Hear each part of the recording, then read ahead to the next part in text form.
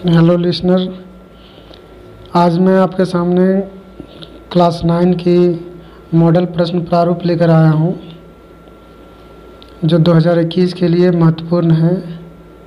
यदि आपको 8वां 9वां या 10वां से संबंधित और भी वीडियो आने वाले हैं उसका नोटिफिकेशन चाहिए तो आप हमारे चैनल को सब्सक्राइब कर सकते हैं।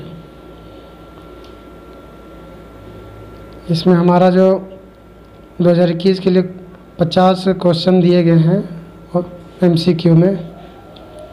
पहला प्रश्न हमारा है कि त्वरण का SI मात्रक है, SI unit of acceleration is.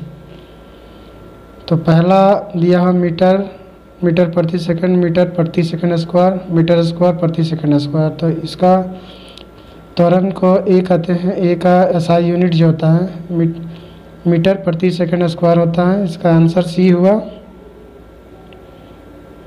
दूसरा प्रश्न है वेग में परिवर्तन की दर को क्या कहते हैं, या वेग में परिवर्तन की दर क्या है। तो वेग में परिवर्तन की दर त्वरण है। त्वरण को ए से डिनोट करते हैं, ए बराबर v minus you by T.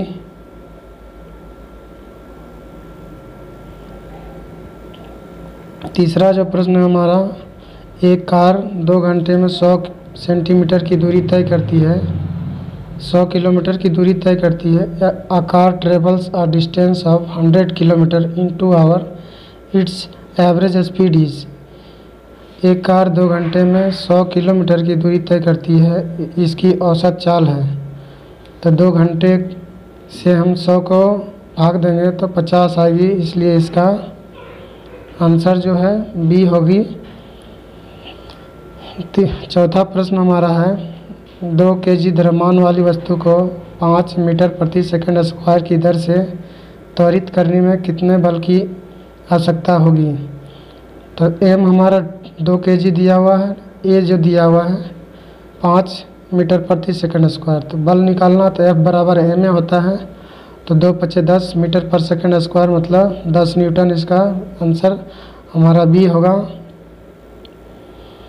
पांचवा सवाल है चंद्रमा की सतह पर किसी वस्तु का भार पृथ्वी की सतह के पर उसके भार का कितना गुना होता है। तो हम जानते हैं कि यहाँ कोई पृथ्वी पर अगर किसी वस्तु का भार 30 kg है तो चांद पर उसका 6 गुना कम हो जाएगा। या यहाँ कोई वस्तु का वजन 60 kg है तो चांद पर हम ले जाएंगे तो केवल 10 kg ही रह जाएगा, क्योंकि 1/6 ग्रेविटी पृथ्वी का 1/6 ही वहाँ पाया जाता है, इसलिए इसका आंसर डी हुआ। छठा हमारा प्रश्न है धनुष की तनित डोरी में कौन सी ऊर्जा होती है। क्योंकि धनुष जो है निर्जीव वस्तु है और निर्जीव वस्तुओं में स्थितिज ऊर्जा पाई जाती है, पोटेंशियल एनर्जी, इसलिए इसका आंसर ए होगा। अगला जो हमारा प्रश्न है कि किसी वस्तु का वेग दुगना कर दिया जाए तो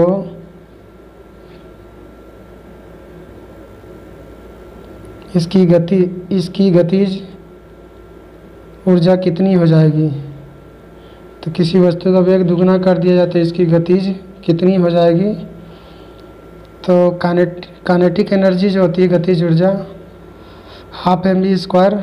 तो भी अगर दोगुना कर देंगे तो इसकी गतिज ऊर्जा v² 4 गुना हो जाएगी। तो इसका आंसर सी हुआ। अब हम अगले प्रश्न की ओर चलते हैं। 8वां जो प्रश्न है इसमें तरंग दैर्ध्य भी इसमें इनमें से तरंग वेग वेलोसिटी, तरंग दैर्ध्य लैम्डा, तरंग वेग न्यू, तरंग दैर्ध्य लैम्डा और आवृत्ति एन के बीच सही संबंध क्या है। तो न्यू बराबर एन लैम्डा, भी बराबर न्यू बराबर एन बाय लैम्डा, एन बराबर भी लैम्डा न्यू लैम्डा, या लैम्डा बराबर न्यू लैम्डा। तो इसका आंसर हमारा सी होगा। ऊर्जा का व्यावसायिक मात्रक होता है जो उसको हम किलोवाट घंटा कहते हैं, और किलोवाट घंटा ही यूनिट बनता है, इसलिए इसका आंसर हो गया किलोवाट आवर, बी। अगला जो सवाल हमारा सार्वत्रिक गुरुत्वीय स्थिरांक जी का एसआई मात्रक, तो जी जो कैपिटल जी होता है उसका एसआई मात्रक न्यूटन मीटर स्क्वायर पर केजी स्क्वायर होता है। इसका जो मान होता है 6.67 इंटू 10⁻⁻11 होता है। अगला प्रश्न है हमारा, किसी पिंड का विस्थापन शून्य है तो बल द्वारा उस पिंड पर किया गया कार्य क्या होगा। तो विस्थापन 0 है तो वर्क भी 0 होगा, इसलिए इसका आंसर हमारा 0 हो गया ए। किस निम्न में किसका जड़त्व अधिक है। तो रेलगाड़ी में होगी, क्योंकि वजन अधिक है तो इसको हम रुक जाने पर इसको गतिशील करने में बहुत बल की आवश्यकता होती है द्रव्यमान की वजह से। द्रव्यमान और वेग के गुणनफल को कहते हैं द्रव्यमान अर्थात m, वेग को हम v कहते हैं। तो p बराबर एम भी होता है, तो p इक्वल टू मोमेंटम होता है, मोमेंटम मतलब संवेग। तो इसका आंसर ए हो गया। अगला जो हमारा प्रश्न है, ध्वनि तरंगें होती है, तो ध्वनि तरंगें अनुप्रस्थ तरंगें होती है, इसलिए इसका आंसर ए हो गया। क्योंकि ट्रांसवर्स वे भी होती है जो हम ध्वनि बात करते हैं, जो सुनते हैं। सामान्य मनुष्य के कानों की श्रव्यता परास क्या है, अर्थात हम कितना ऑडिबल रेंज की आवाज़ों को सुन सकते हैं। तो हमारे सुनने की क्षमता जो होती है 20 हर्ट्ज से 20,000 हर्ट्ज तक ही होती है, उससे ज़्यादा आवाज़ हम सुन नहीं सकते हैं। अगला सवाल है, स्टील का जहाज़ पानी पर नहीं डूबता है लेकिन स्टील की कांटी पानी में डूब जाता है, इसका कारण। तो उत्प्लावन बल है, बायोन्सी फोर्स, वही बी नंबर हो गया इसका आंसर। अगला हमारा प्रश्न जो है, संवेग परिवर्तन की दर होती है, तो संवेग परिवर्तन की दर समानुपाती होती है आरोपित बल के, अर्थात न्यूटन का जो दूसरा गति का नियम है उसमें बताया गया है कि किसी वस्तु के संवेग में परिवर्तन की दर उस वस्तु पर आरोपित बल के समानुपाती होती है तथा संवेग परिवर्तन की दिशा में होता है। इस प्रकार संवेग परिवर्तन की दर समानुपाती हुआ आरोपित बल के। अगला प्रश्न हमारा है, तत्व का एक उदाहरण है, वायु, पानी, नमक और ऑक्सीजन। तो वायु मिश्रण है, पानी यौगिक है, नमक भी आपका मिश्रण है जो समुद्री जल से प्राप्त किया जाता है। तो ऑक्सीजन इस प्रकार हमारा ऑक्सीजन एक एलिमेंट है, तत्व। 1 मोल बराबर होता है, तो हम जानते हैं कि 1 मोल बराबर 6.022 इंटू 10⁻23 मोल कण होता है। इसको हम एवोगाड्रो संख्या भी कहते हैं, इसलिए इसका आंसर ए हो गया। अगला प्रश्न हमारा, ऑक्सीजन का सही इलेक्ट्रॉनिक विन्यास निम्न में से कौन है। तो ऑक्सीजन का परमाणु संख्या 8 होता है और पहली कक्षा में 2 ही इलेक्ट्रॉन होते हैं, तो बाकी जो हो गया 2 और 6, दूसरा बी नंबर जो, तो 2, 6 उसका ऑक्सीजन का सही इलेक्ट्रॉनिक विन्यास है।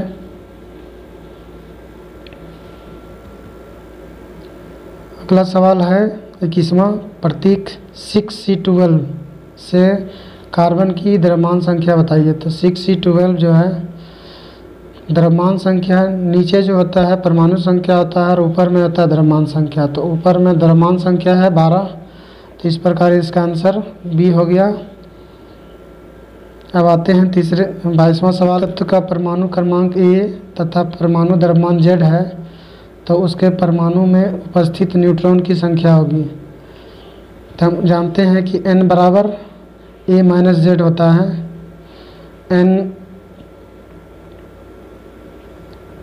मतलब neutron equal to atomic number equal minus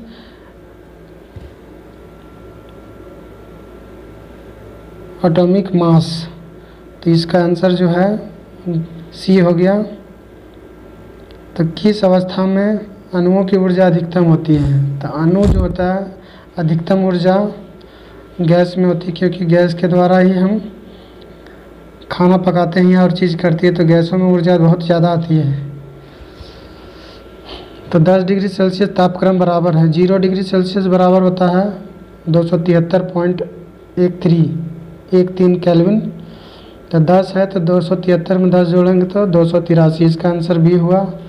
निम्न में से कौन मिश्रण है? तो मिश्रण हमारा वायु मिश्रण है। हम अगले प्रश्न की ओर चलते हैं। तो अगला हमारा प्रश्न जो है 26वां नंबर Cl- आयन में संयोजकता इलेक्ट्रॉन की संख्या है।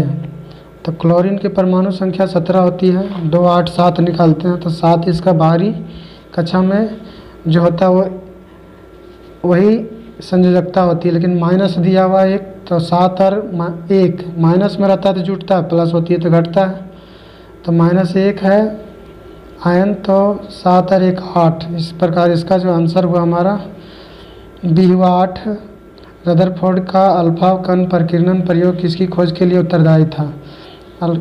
रदरफोर्ड के द्वारा अल्फा कण का प्रयोग जो हुआ था एक्सपेरिमेंट, उसके द्वारा परमाणु के नाभिक जो न्यूक्लियस है उसकी खोज की गई थी। अब हम इसके अगले प्रश्न की ओर चलते हैं। 0.5 मोल H2O द्रव्यमान होगा। तो 0.5 मोल H2O का द्रव्यमान होगा। तो H2O का द्रव्यमान होता है 18। तो 18 1 मोल बराबर 18 ग्राम, इसलिए 0.5 मोल बराबर 9.0 ग्राम, अर्थात इसका आंसर हमारा 9 ग्राम होगा बी। निम्नलिखित में से कौन कपड़ा गर्मियों के समय में अधिक आरामदेह होता है? सूती कपड़ा, क्योंकि सूती जो होता है सूर्य के प्रकाश का अधिकांश भाग परावर्तित कर देता है, इसलिए हमको गर्मी का अनुभव कम होता है। अगला सवाल जो है निम्नलिखित में से विलयन की पहचान करें। तो समुद्री जल हमारा विलयन है। कैनाल किरणें किसका पुंज है? तो कैनाल किरण को हम 3 नाम से जानते हैं। कैनाल किरण को हम धन किरण कहते हैं, कैनाल किरणें को हम धन किरण भी कहते हैं, एनोड किरणें भी कहते हैं या प्रोटॉन कहते हैं। ये इस प्रकार कैनाल किरणें प्रोटॉन हो, एनोड हो या कैनाल किरणें हो, ये इस नाम से जानी जाती हैं। तो इसका आंसर ए हो गया प्रोटॉन। किसी तत्व के परमाणु में 18 न्यूट्रॉन तथा 17 प्रोटॉन है तो तत्व का परमाणु द्रव्यमान, तो 18 और 17 को जोड़ देंगे तो ये 35 हमारा द्रव्यमान संख्या हो गया।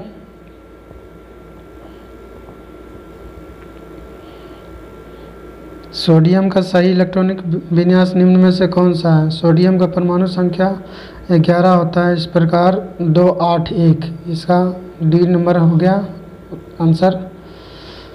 1.8 H2O में 1.8 ग्राम H2O में अणुओं की संख्या है। तो H2O का जब हम अणुभार निकालते हैं तो 18 ग्राम निकलता है। 18 ग्राम बराबर 6.022। इस प्रकार जब हम निकालते हैं तो हमारा लास्ट में कटने के बाद 6.022 × 10⁻22 निकलता है अणुओं की संख्या। अगला सवाल जो है आत्महत्या का थैला कहलाता है। तो आत्महत्या का थैला लाइसोसोम होता है, क्योंकि हमारे शरीर में जितनी भी मृत कोशिकाएं होती हैं या विकृत कोशिकाएं होती हैं, लाइसोसोम ही उसको अपघटित करता है, उसके लिए प्राणघातक सिद्ध होता है, इसलिए लाइसोसोम को आत्महत्या का थैला कहा जाता है। मनुष्य का शरीर का जो कोशिका का पावर हाउस है, तो उस कोशिका का पावर हाउस माइटोकॉन्ड्रिया को कहा जाता है, क्योंकि मनुष्य के शरीर में माइटोकॉन्ड्रिया में ही सारी ऊर्जा एटीपी के रूप में संचित होती है और यहीं से ऊर्जा की प्राप्ति होती है। ट्रैकिड्स पाए जाते हैं। ट्रैकिड्स एक निर्जीव कोशिका है जो जाइलम में पाए जाते हैं, जाइलम में, और ये पादपों में होते हैं। ये मलेरिया का रोग वाहक है। मलेरिया का वेक्टर जो होता है मलेरिया मच्छर के द्वारा फैलता है। इसका जो परजीवी जो होता है मादा एनोफिलीज मच्छर है। इसका आंसर बी हमारा हो गया। ओजोन गैस पाई जाती है क्षोभ मंडल, आयन मंडल, समताप मंडल या वायुमंडल में। तो ओजोन गैस हमारा समताप मंडल में पाई जाती है, क्योंकि ओजोन गैस की ये परत होती है। अगला प्रश्न हमारा, पौधों द्वारा संश्लेषित पदार्थ, पौधे जो जमीन से अवशोषित करते हैं वो जैव रसायन है। उसको बायोकेमिकल्स कहते हैं। जीव जंतुओं के शरीर गला चीज़ों से ही ह्यूमस बनता है और वही बायोकेमिकल्स कहलाता है। एक सूक्ष्म पोषक तत्व क्या है? हाँ, ज़मीन में या सॉइल में बहुत कम मात्रा में जस्ता पाया जाता है, इसलिए सूक्ष्म पोषक तत्व हमारा जस्ता ही है। पादप और जंतु कोशिका में प्रमुख अंतर है। पादप और कोशिका गति कर पोषण पाए उसमें सभी में समान होती है। पादप और जंतु में पोषण होती है, वृद्धि होती है, श्वसन संबंधी क्रिया होती है, लेकिन पादप स्थिर होते हैं और जंतु गतिशील होते हैं। इसलिए इसका प्रमुख अंतर जो हो गया गति संबंधी हो गया। मेढक एक उभयचर प्राणी, क्योंकि यह पानी और स्थल दोनों जगह पे पाया जाता है। एक विश्वव्यापी बीमारी हमारा एड्स है, क्योंकि यह पूरी दुनिया में फैला हुआ है, पूरी दुनिया में पाया जा रहा है। एक संक्रामक रोग, इन्फेक्शन से होने वाली बीमारी क्या है? तो इन्फेक्शन के द्वारा या हवा के द्वारा फैलने वाला बीमारी जो है हैजा है। ओजोन क्या है? तो ओजोन हमारा एक गैस है, क्योंकि O3 ऑक्सीजन का समस्थानिक होता है। ईडीबी एक धूमक है, या इसका इस्तेमाल छिड़काव के लिए किया जाता है पौधों पर। किस प्रकार के ऊतकों की क्रियाशीलता के कारण पौधों में वार्षिक वलय बनते हैं? तो वार्षिक वलय साल भर में पेड़ों के चारों ओर जो एक वलय बनता है वो दृढ़ ऊतक है। वायुमंडल में नाइट्रोजन की प्रतिशतता होती है, तो वायुमंडल में नाइट्रोजन की प्रतिशतता 78% है, और यह सबसे ज़्यादा पाई जाती है वायुमंडल में। अगला जो प्रश्न है हमारा, तो पादप कोशिका के चारों ओर पाई जाने वाली झिल्ली को कहते हैं। तो पादपों में कोशिका भित्ति पाई जाती है बाहर में। इसका उत्तर हमारा डी हो गया। इस प्रकार हम सभी प्रश्नों का समाधान हम लोगों ने अभी किया।